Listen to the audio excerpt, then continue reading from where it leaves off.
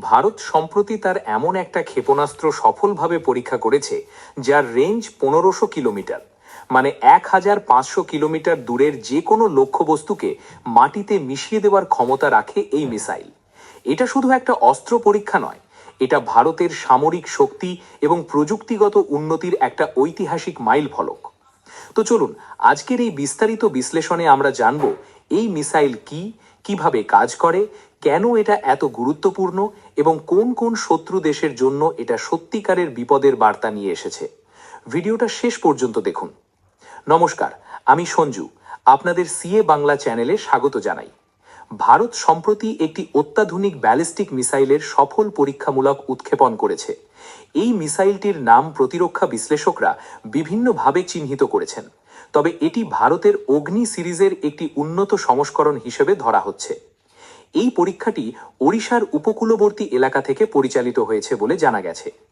ভারতের প্রতিরক্ষা গবেষণা ও উন্নয়ন সংস্থা, যাকে আমরা ডিআরডিও বলে জানি, এই মিসাইলটি তৈরি করেছে। ডিআরডিও হলো ভারতের সেই সংস্থা যারা দশকের পর দশক ধরে দেশকে প্রতিরক্ষায় স্বনির্ভর করার জন্য অক্লান্ত পরিশ্রম করে আসছে। এই পরীক্ষায় মিসাইলটি সফলভাবে তার নির্ধারিত লক্ষ্যবস্তুতে আঘাত করেছে। রেঞ্জ ছিল 1500 কিলোমিটার। এই দূরত্বটা বুঝতে হলে আপনাকে একটু কল্পনা করতে হবে। কলকাতা থেকে দিল্লি, দিল্লি থেকে পাকিস্তানের লাহোর বা ভারতের দক্ষিণ থেকে সরাসরি উত্তরের সীমান্ত পর্যন্ত এই দূরত্ব মাত্র কয়েক মিনিটেই পার করে দিতে পারে এই মিসাইল। এটা শুধু একটা পরীক্ষা নয়, এটা ছিল বছরের পর বছর ধরে রাত জেগে কাজ করা হাজার হাজার ভারতীয় বিজ্ঞানী আর প্রকৌশলীর পরিশ্রমের ফল। বন্ধুরা, ভারতের অগ্নি মিসাইল সিরিজ সম্পর্কে একটু বিস্তারিত জানা দরকার, কারণ এই সিরিজটি না জানলে আজকের পরীক্ষার গুরুত্ব পুরোপুরি বোঝা সম্ভব নয়। অগ্নি মিসাইল সিরিজের শুরু হয়েছিল অনেক আগে থেকেই। অগ্নি 1 এর রেঞ্জ ছিল প্রায় 700 থেকে 800 কিলোমিটার। তারপর এলো অগ্নি 2, যার রেঞ্জ বাড়িয়ে করা হলো 2000 কিলোমিটার। এরপর অগ্নি 3 এর রেঞ্জ 3000 কিলোমিটার ছাড়িয়ে গেল। আর এখন অগ্নি 5, এই মিসাইলের রেঞ্জ 5000 কিলোমিটারের বেশি। এর মানে হলো সমগ্র এশিয়া মহাদেশ এবং ইউরোপের একটা বড় অংশ এই মিসাইলের আওতায় চলে আসে।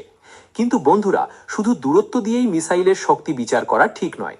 একটা মিসাইল কতটা নির্ভুল, কতটা দ্রুত, কতটা বাধা অতিক্রম করতে পারে, সেটাও সমান গুরুত্বপূর্ণ।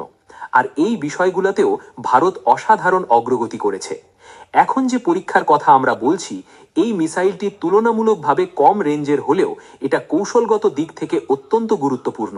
কারণ 1500 কিলোমিটার রেঞ্জের মিসাইল একটা মধ্যবর্তী দূরত্বের অস্ত্র, যা ভারতের দুই প্রধান প্রতিপক্ষ পাকিস্তান এবং চীন উভয়ের বিরুদ্ধেই কার্যকরভাবে ব্যবহার করা যাবে। আর এই মিসাইলটি রাস্তার উপর দিয়ে চলাচলযোগ্য একটি মোবাইল লঞ্চার থেকে নিক্ষেপ করা সম্ভব। এর মানে হলো শত্রু আগে থেকে জানতে পারবে না যে মিসাইলটি কোথা থেকে নিক্ষেপ করা হবে। বন্ধুরা, এবার আমি আপনাদের একটু প্রযুক্তিগত বিষয় বোঝানোর চেষ্টা করব, তবে ঘাবড়াবেন না, একদম সহজ ভাষায় বলবো। একটি ব্যালিস্টিক মিসাইল মূলত 3টি পর্যায়ে কাজ করে। প্রথম পর্যায় হলো বুস্ট ফেজ। মিসাইলটি যখন মাটি থেকে উপরে উঠতে শুরু করে, তখন রকেট ইঞ্জিন সর্বোচ্চ শক্তিতে কাজ করে। এই সময়ে প্রচণ্ড গতি তৈরি হয় এবং মিসাইলটি বায়ুমণ্ডলের উপরের স্তরের দিকে ছুটে যায়। দ্বিতীয় পর্যায় হলো মিড কোর্স ফেজ। এই সময়ে মিসাইলের গতি থাকে প্রতি সেকেন্ডে কয়েক কিলোমিটার। তৃতীয় পর্যায় হলো টার্মিনাল ফেজ। এই পর্যায়ে মিসাইলটি আবার বায়ুমণ্ডলে প্রবেশ করে এবং তীব্র গতিতে লক্ষ্যবস্তুর দিকে নামতে থাকে। এই সময় মিসাইলের বাইরের অংশ প্রচণ্ড তাপ সহ্য করেও তবুও ভিতরের ওয়ারহেড সম্পূর্ণ সুরক্ষিত থাকে। কিন্তু এখন প্রশ্ন হলো, শত্রু কি এই মিসাইলকে আটকাতে পারবে? এই প্রশ্নের উত্তরে বলতে হয় এটা অত্যন্ত কঠিন, কারণ মিসাইলটি যখন টার্মিনাল ফেজে প্রবেশ করে তখন এর গতি এতটাই বেশি থাকে যে বেশিরভাগ অ্যান্টি মিসাইল সিস্টেম এটাকে ইন্টারসেপ্ট করতে হিমশিম খায়। এছাড়া এই ধরনের মিসাইলে সাধারণত মাল্টিপল ইন্ডিপেন্ডেন্টলি টার্গেটেবল রি এন্ট্রি ভেহিকেল প্রযুক্তি ব্যবহার করা হয়, যাকে সংক্ষেপে মির্ভ বলা হয়।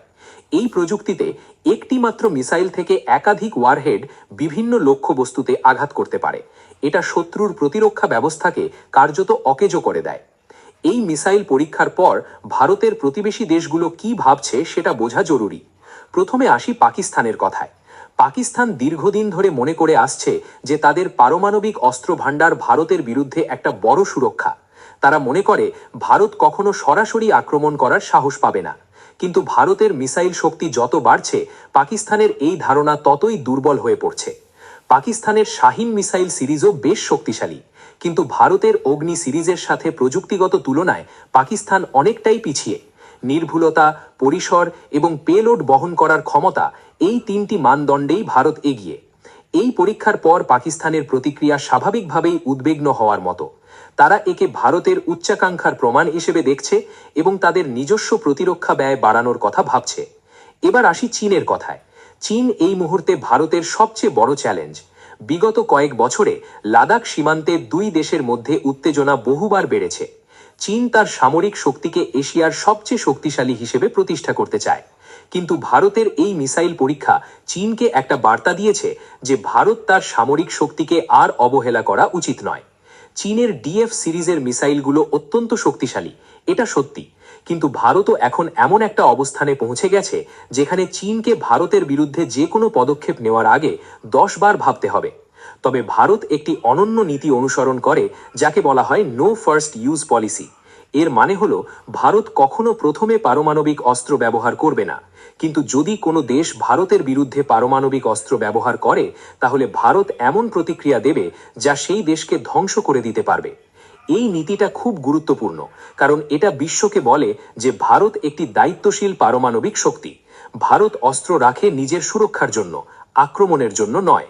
এই নীতির আলোকেই ভারতের মিসাইল শক্তিকে দেখতে হবে। ভারত মিসাইল তৈরি করছে কারণ তার শত্রুরা ক্রমশ শক্তিশালী হচ্ছে। পাকিস্তানের কাছে পারমাণবিক অস্ত্র আছে, চীনের কাছে অত্যাধুনিক মিসাইল আছে, তাই ভারতকেও প্রস্তুত থাকতে হবে। ভারতের দ্বিতীয় আঘাতের ক্ষমতা, যাকে সেকেন্ড স্ট্রাইক ক্যাপাবিলিটি বলা হয়, এটা নিশ্চিত করে যে কেউ যদি ভারতে আঘাত করে তাহলে ভারত প্রতিশোধ নেওয়ার ক্ষমতা হারাবে না। এই ক্ষমতা নিশ্চিত করতেই ভারত তার মিসাইলগুলোকে মোবাইল লঞ্চার থেকে নিক্ষেপ করার উপযোগী করে তুলছে। বন্ধুরা, একটু থামি এবং ডিআরডিও নিয়ে কথা বলি, কারণ এই প্রতিষ্ঠানটির কথা না বললে ভারতের প্রতিরক্ষা সাফল্যের গল্প অসম্পূর্ণ থেকে যায়। প্রতিরক্ষা গবেষণা ও উন্নয়ন সংস্থা অর্থাৎ ডিআরডিও 1958 সালে প্রতিষ্ঠিত হয়েছিল। প্রতিষ্ঠার সময় এটা ছিল একটা ছোট্ট সংস্থা, কিন্তু আজ এই সংস্থায় 50টিরও বেশি গবেষণাগার আছে এবং 5000-এরও বেশি বিজ্ঞানী আর ইঞ্জিনিয়ার কাজ করেন। এই সংস্থা অগ্নি মিসাইল ছাড়াও ব্রহ্মোস ক্রুজ মিসাইল, আকাশ এয়ার ডিফেন্স সিস্টেম, তেজস যুদ্ধ বিমান এবং আরও অনেক অস্ত্র তৈরি করেছে।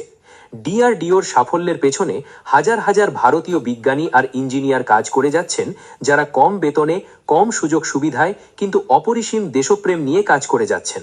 তাদের অবদানকে কোনো পরিমাপে মাপা সম্ভব নয়। ডিআরডিওর প্রাক্তন প্রধান ছিলেন ডক্টর এপিজে আবুল কালাম, যিনি পরে ভারতের রাষ্ট্রপতি হয়েছিলেন। তিনি ভারতের মিসাইল প্রোগ্রামের আধুনিক ভিত্তি তৈরি করেছিলেন। তাকে ভারতের মিসাইল ম্যান বলা হয়। তার স্বপ্নই আজ বাস্তব হচ্ছে। এখানে আপনাদের মনে একটা প্রশ্ন আসতে পারে যে এই মিসাইল পরীক্ষার পর আন্তর্জাতিক মহলে কি ধরনের প্রতিক্রিয়া দেখা গেছে। আমেরিকার প্রতিক্রিয়া ছিল অপেক্ষাকৃত সংযত। আমেরিকা ভারতকে তার সামরিক অংশীদার মনে করে। ইন্ডো প্যাসিফিক অঞ্চলে চীনের ক্রমবর্ধমান আধিপত্য রোধ করতে ভারতের সামরিক শক্তিকে আমেরিকা পজিটিভভাবে দেখে। রাশিয়া ভারতের দীর্ঘদিনের প্রতিরক্ষা অংশীদার। রাশিয়া এই পরীক্ষাকে সমর্থন করেছে। অন্যদিকে পাকিস্তান এই পরীক্ষাকে উস্কানিমূলক বলে নিন্দা করেছে। তারা বলেছে ভারতের এই পদক্ষেপ দক্ষিণ এশিয়ায় অস্ত্র প্রতিযোগিতা বাড়াবে। কিন্তু বিশ্লেষকরা মনে করেন পাকিস্তান নিজেই প্রথমে এই প্রতিযোগিতা শুরু করেছিল। ভারত এখন কেবল প্রতিরক্ষা সরঞ্জাম কেনার দেশ নয়, ভারত এখন প্রতিরক্ষা সরঞ্জাম বিক্রির দেশে পরিণত হয়েছে। মেক ইন ইন্ডিয়া কর্মসূচির আওতায় ভারতের প্রতিরক্ষা শিল্প দ্রুত বিকশিত হচ্ছে। ব্রহ্মোস মিসাইল ইতিমধ্যে ফিলিপিন্স কিনেছে। আরও অনেক দেশ এই মিসাইল কেনার আগ্রহ দেখিয়েছে। ভারতের তেজস যুদ্ধ বিমানও রপ্তানির পথে এগিয়ে যাচ্ছে। এই পরিবর্তন একটা বিপ্লব। একসময় ভারত প্রায় 70% প্রতিরক্ষা সরঞ্জাম আমদানি করত। এখন সেই সংখ্যাটা দ্রুত কমছে এবং দেশীয় উৎপাদন বাড়ছে। এই মিসাইল পরীক্ষা সেই আত্মনির্ভরতার পথে আর একটা বড় পদক্ষেপ। বন্ধুরা, আজকের ভিডিওটা যদি ভালো লেগে থাকে তাহলে অবশ্যই লাইক করুন এবং চ্যানেলটি সাবস্ক্রাইব করুন। আপনার মন্তব্য জানান নিচের কমেন্ট বক্সে। আর এই ভিডিওটি আপনার বন্ধুদের সাথে শেয়ার করুন, যেন তারাও ভারতের এই ঐতিহাসিক সাফল্যের কথা জানতে পারেন। পরের ভিডিওতে আবার দেখা হবে। ততক্ষণ ভালো থাকুন। ধন্যবাদ। জয় হিন্দ। বন্দে মাতরম।